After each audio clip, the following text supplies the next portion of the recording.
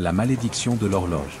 Dans la petite ville de Saint-Émilion, dans le sud-ouest de la France, une histoire ancienne et terrifiante se répète depuis des siècles.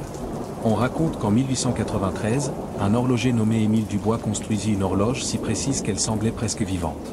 Mais quelque chose d'horrible se produisit dans cet atelier, il disparut sans laisser de traces, et l'horloge, mystérieusement, cessa de fonctionner pendant exactement 48 heures.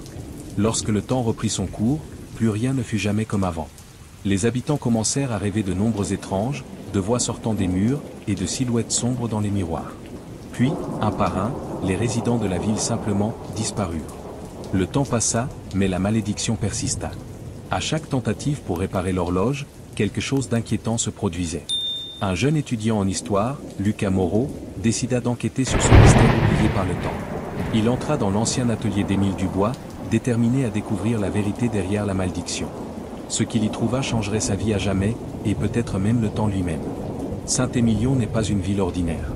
C'est un lieu oublié par le calendrier, où les montres marquent des heures qui ne devraient pas exister. Un endroit où le passé, le présent et quelque chose de bien pire, coexistent. Personne ne semble comprendre pourquoi cette petite bourgade est enveloppée dans un brouillard épais toute l'année. Personne ne sait expliquer pourquoi les photos prises à l'intérieur des anciennes maisons sont toujours floues ou partiellement effacées. Et surtout, personne n'ose parler de ce que l'on entend la nuit, quand le vent souffle fort contre les fenêtres et que les cloches de l'église sonnent, mais qu'il n'y a pas d'église. Lucas Moreau était un jeune homme brillant, fasciné par les mystères historiques. Il avait grandi entouré de livres, de manuscrits rares, de cartes oubliées et de journaux jaunis par le temps. Il adorait traquer les légendes urbaines, les phénomènes inexplicables, les événements maudits. Pourtant, même avec toute cette expérience, il n'était pas préparé à ce qu'il allait découvrir à Saint-Émilion. Tout avait commencé avec une simple recherche sur les disparitions inexpliquées du XIe siècle. Une série de documents archivés mentionnant des noms, des dates, des lieux, mais aucun corps, aucune trace, aucun indice. Comme si ces personnes avaient été effacées du monde. Il trouva un lien entre tous ces cas. Tous vivaient dans un rayon de moins de 2 km autour d'un même point, une vieille boutique d'horlogerie abandonnée. Le propriétaire ? Un certain Émile Dubois, horloger solitaire, connu dans la région pour ses inventions extraordinaires, des pendules qui semblaient compter autre chose que les secondes, des montres dont les aiguilles bougeaient à leur propre rythme, des mécanismes qui s'arrêtaient à des moments précis, comme s'ils attendaient quelque chose. Personne ne savait vraiment comment il travaillait, ni quelle source d'énergie alimentait ses créations. Certains disaient qu'il utilisait des pierres venues du fond des océans. D'autres murmuraient qu'il avait signé un pacte avec quelque chose de plus ancien que Dieu lui-même. Lucas décida de visiter Saint-Émilion. Il fit ses bagages, prit quelques notes, un carnet, un dictaphone et une caméra. Il pensait faire une série documentaire. Une enquête historique, rien de plus. Mais il ne savait pas encore que ce voyage allait le consumer de l'intérieur. Lorsqu'il arriva, il fut immédiatement frappé par l'atmosphère oppressante de la ville. Les rues étaient désertes, les fenêtres closes, les rideaux tirés. Il n'y avait presque aucun bruit, excepté celui du vent glacial qui traversait les ruelles pavées. Personne ne répondait à ses questions.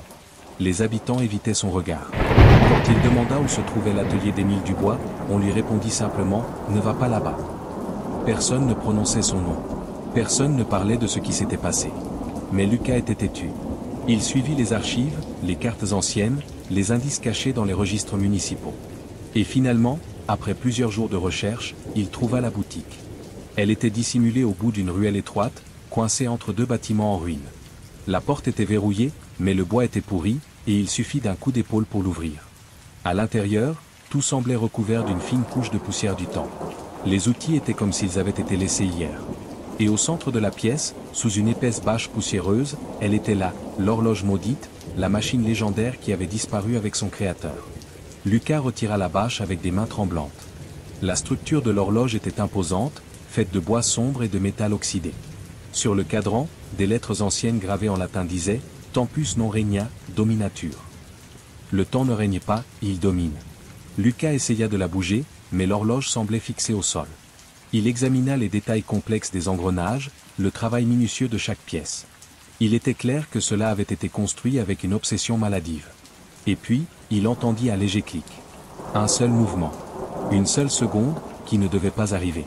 L'horloge, après plus d'un siècle d'immobilité, se remit à fonctionner. Mais quelque chose clochait. Les chiffres sur le cadran commencèrent à changer tout seuls. Au lieu d'heures, des dates apparurent. Des dates aléatoires. Des dates de mort. Lucas recula, effrayé. Son cœur battait à toute vitesse. Il regarda autour de lui, mais rien d'autre ne bougeait. Jusqu'à ce qu'il voit, dans le miroir fissuré derrière le comptoir, quelque chose ou quelqu'un. Reflet dans le verre, un homme portant des vêtements anciens le fixait directement. Un visage pâle, des yeux vides, et une expression de terreur absolue. Lucas se retourna rapidement, mais il n'y avait personne. Quand il regarda à nouveau le miroir, l'homme avait disparu. Il ne restait plus que son propre reflet, haletant et transpirant de peur. C'est alors qu'il entendit une voix venant de l'horloge. Ce n'était pas un bruit mécanique. C'était humain. Presque, familier. Tu l'as réveillé, maintenant, tu dois payer. Tu l'as réveillé, maintenant, tu dois payer. Lucas s'enfuit de l'atelier sans se retourner. Mais, dans les semaines suivantes, les choses commencèrent à changer. Il voyait des ombres dans les coins de ses yeux. Il rêvait de l'horloge toutes les nuits. Et pire que tout, le temps semblait se déformer. Parfois, il se réveillait et il était des heures qui n'avaient aucun sens. D'autres fois, des journées entières disparaissaient simplement, comme s'il avait été effacé du calendrier. Désespéré, il revint à l'atelier, espérant trouver des réponses. Mais cette fois-ci, l'horloge n'était plus là où il l'avait laissée.